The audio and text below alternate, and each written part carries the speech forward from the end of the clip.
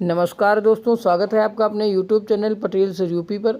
आज दोस्तों है 27 सितंबर 2023। दैनिक समसामयिकी में हम लोग फूल पत्ती वाली क्लास का रिवीजन करेंगे। आज की इस क्लास की PDF आपको हमारे टेलीग्राम चैनल में मिल जाएगी, जिसका लिंक जो वीडियो के डिस्क्रिप्शन बॉक्स में दिया गया है।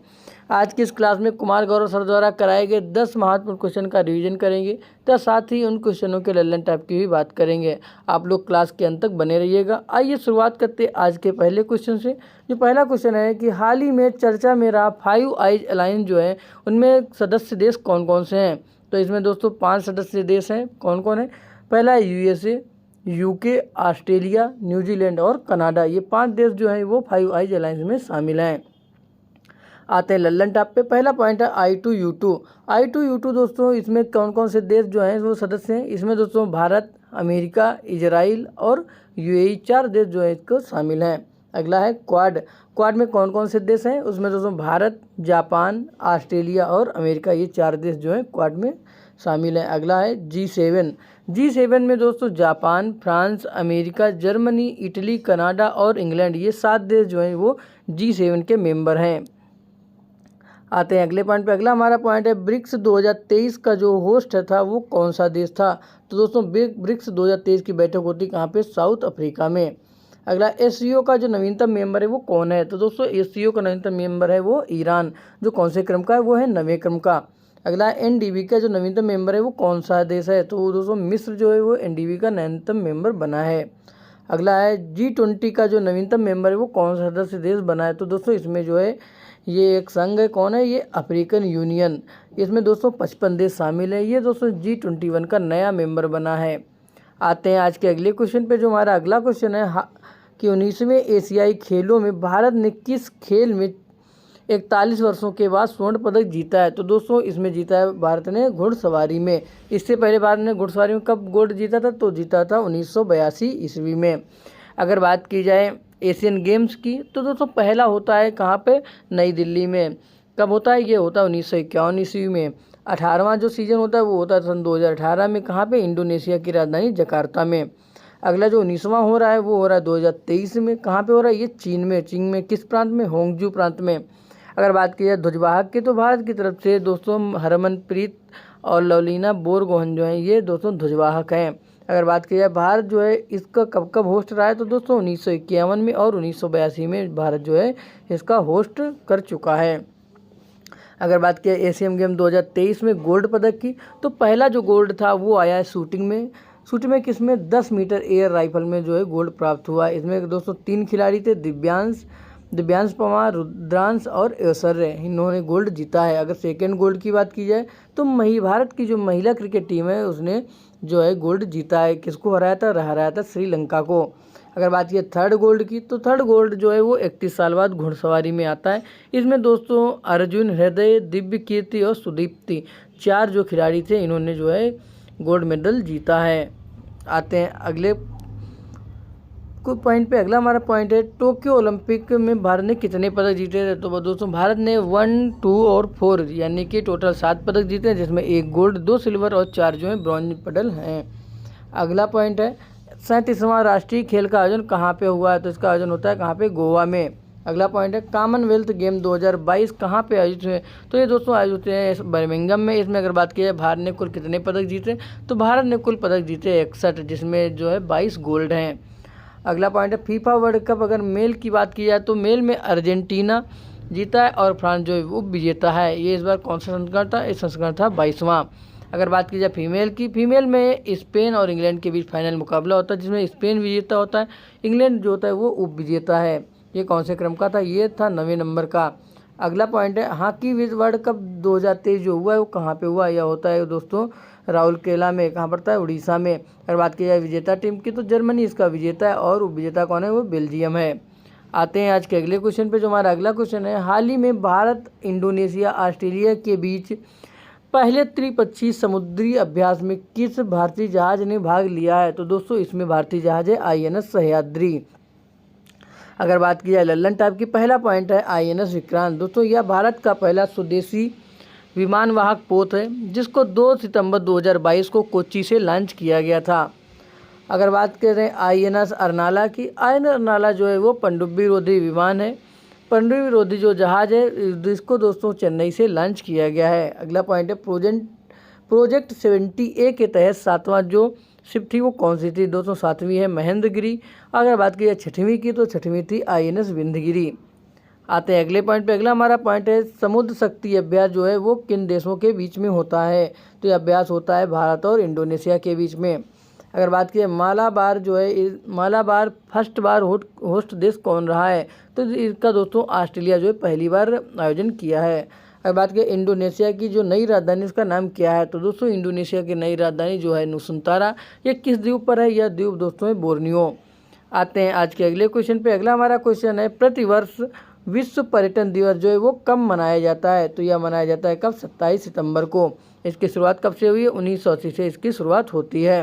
अगर थीम की बात की जाए तो टूरिज्म एंड ग्रीन इन्वेस्टमेंट जो है इसकी थीम है। बात की जाए UNWTO की यानी कि united nation world tourism organisation, इसकी हेडक्वार्टर कहाँ पे? इसका हेडक्वार्टर है कहाँ पे? मैड्रिड में। अगला पॉइंट IUCN का हेडक्वार्टर कहाँ पे है? तो IUCN का जो हेडक्वार्टर है वह है ग्लैंड स्विट्जरलैंड में। अगला पॉइंट है ओपेक का जो हेडक्वार्टर है वो कहाँ पे है? तो ओपेक का हेडक्वार्टर है ऑस्ट्रिया में। ऑस्ट्रिया में कहाँ पे? वियना में। अगला पॉइंट है इंटरनेशनल जो कोर्ट है उसका हेडक्वार्टर कहाँ पे है? तो इसका हेडक्वार्टर है दोस्तों द हेग में। कहाँ पड़ता है? पड़ता है नीदरलैंड में। आते हैं अगले पॉइंट पे। अगला पॉइंट हमारा है यूरोपीय यूनियन और नाटो का जो हेडक्वार्टर है वो कहाँ पे है? तो हेडक्वार्टर इसका कहाँ पे? ब्रुसेल्स में। अगला पॉइंट है SCO का हेडक्वार्टर कहाँ पे? SCO का हेडक्वार्टर है कहाँ पे? बीजिंग में। अगर बात की जाए WWF की तो वर्ल्ड वाइड फंड का जो हेडक्वार्टर है ये कहाँ पे? यह है ग्लैंड में। अगला पॉइंट है UNO का मुख्यालय कहाँ पे? UNO का मुख्यालय जो है वो है न्यूयॉर्क में। अगला पॉइंट है इंटरपोल का जो मुख्यालय है वो कहाँ पे? तो इंटरपोल का मुख्यालय है लियोन्स फ्रांस में। अगर बात की यूनेस्को के मुख्यालय की यूनेस्को का जो मुख्यालय वो है कहाँ पे? पेरिस में। अगला पॉइंट है UNFCCC का मुख्यालय कहाँ पे है? तो इसका मुख्यालय कहाँ पे? बर्न जर्मनी में। आते हैं आज के अगले क्वेश्चन पे। जो हमारा अगला क्वेश्चन है 53वां Dada Saheb Phalke life time achievement पुरस्कार 2021 किसे दिया गया? तो दोस्तों दिया गया किसको? वहीदा रहमान जी को। अगर बात की जाए 52वें दादा साहब फाल्के पुरस्कार की तो दोस्तों ये मिला था किसको? आशा पारेख को। बात की जाए अगर दादा साहब फाल्के अवार्ड की तो दोस्तों यह अवार्ड जो है गोविंद फाल्के के नाम से शुरू होता है।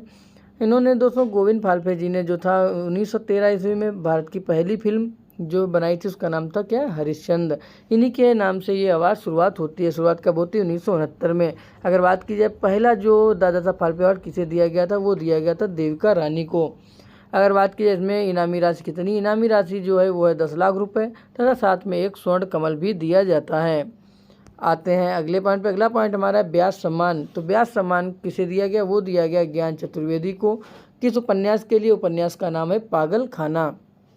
अगला पॉइंट है 57वां ज्ञानपीठ पुरस्कार किसे दिया गया? तो 57वां जो ज्ञानपीठ पुरस्कार है वो दिया गया दामोदर मोजा को। अगला पॉइंट है सरस्वती सम्मान किसे दिया गया? तो दोस्तों दिया गया किसको? शिव शंकरी को। किस उपन्यास के लिए? सूर्यवंशम उपन्यास के लिए। अगला पॉइंट है हिंदी साहित्य अकादमी पुरस्कार जो है किसे दिया गया? वो दोस्तों दिया गया बद्री नारायण को। किस लिए दिया गया? दिया गया तुमड़ी के शब्द के लिए। आते हैं आज के अगले क्वेश्चन पे। जो हमारा अगला क्वेश्चन है हाल ही में नई दिल्ली में प्रारंभ भारत की पहली ग्रीन हाइड्रोजन फ्यूल सेल बस किसने निर्मित की है? तो इसको निर्मित की है IOCL ने। बात की है इसकी शुरुआत कहाँ से हुई? शुरुआत हुई है दोस्तों इंडिया गेट से। अगर लॉन्च करने वाले कौन थे? वो दोस्तों हरदीप पुरी हैं जो पेट्रोलियम एवं प्राकृतिक गैस मंत्री हैं। अगर बात की इसके फ्यूल का निर्माण कहाँ पे होने वाला? फ्यूल का निर्माण होगा कहाँ पे? फरीदाबाद में। बात की जाए अगर इसमें कितने सिलेंडर होंगे तो दोस्तों इसमें 30 किलो के 4 सिलेंडर होंगे जो दोस्तों 350 किलोमीटर तक की दूरी को तय कर सकते हैं। आते हैं अगले पॉइंट पे। जो अगला पॉइंट है 12वीं जो नवीन महारत्न कंपनी वो कौन सी है? तो दोस्तों 12वीं है REC यानी कि रूरल इलेक्ट्रिफिकेशन कारपोरेशन। बात की जाए 13वीं महारत्न कंपनी की वो कौन सी थी? वो दोस्तों है ऑयल इंडिया लिमिटेड। अगर बात की जाए नवीनतम नवरत्न कंपनी कौन सी है? तो वो दोस्तों है RCF यानी कि राष्ट्रीय केमिकल्स एंड फर्टिलाइजर लिमिटेड। अगला पॉइंट है मोटो GP रेस का जो है स्पॉन्सर है वो कौन था? तो स्पॉन्सर है दोस्तों कौन? Indian oil. आते हैं आज के अगले क्वेश्चन पे। अगला हमारा क्वेश्चन है हाल ही में प्रारंभ चैटन जल विद्युत संयंत्र परियोजना का संबंध किस राज्य से है? तो दोस्तों वो राज्य है कौन सा? सिक्किम। अगर बात किया इसकी शुरुआत किसने की? दोस्तों वहाँ के मुख्यमंत्री प्रेम सिंह तमंग ने इसकी शुरुआत की है। इसकी क्षमता जो है वो 3 मेगावाट की होने वाली है। अगर बात किया ये किस प्रकार की, तो दोस्तों run of the river plant इस टाइप की ये जो संयंत्र लगाया गया। अगर लगाया नदी पूछी जाए तो चांग्याओ नदी पर है। अगर पूछा है कितनी ऊंचाई पर, या दोस्तों 8000 फीट की ऊंचाई पर संयंत्र लगाया गया है।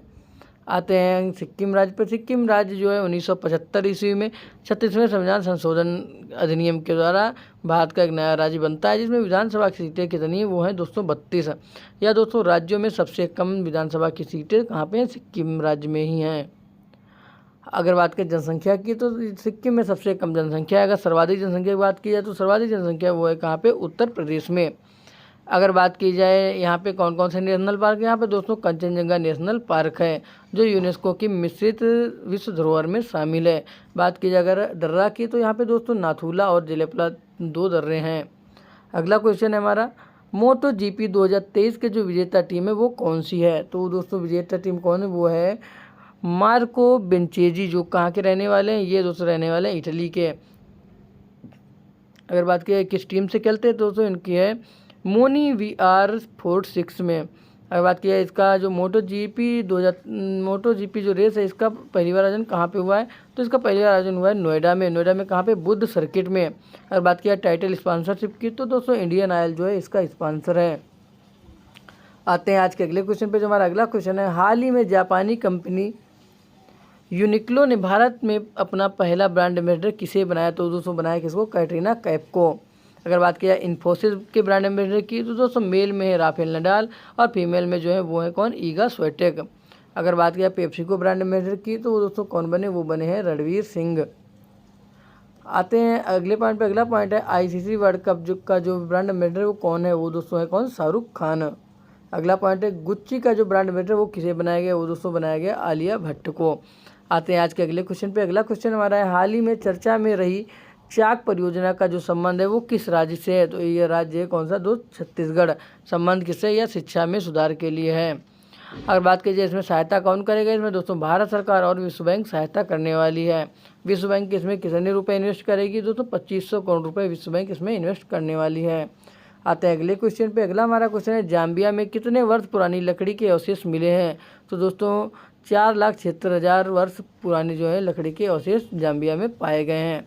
तो दोस्तों आज की क्लास आपको कैसी लगी कमेंट करके बताइए। क्लास अगर अच्छी लगती क्लास को लाइक कीजिएगा, चैनल को सब्सक्राइब कीजिएगा, अपने दोस्तों में शेयर करना ना भूलिएगा। आज के लिए इतना ही। बहुत बहुत धन्यवाद।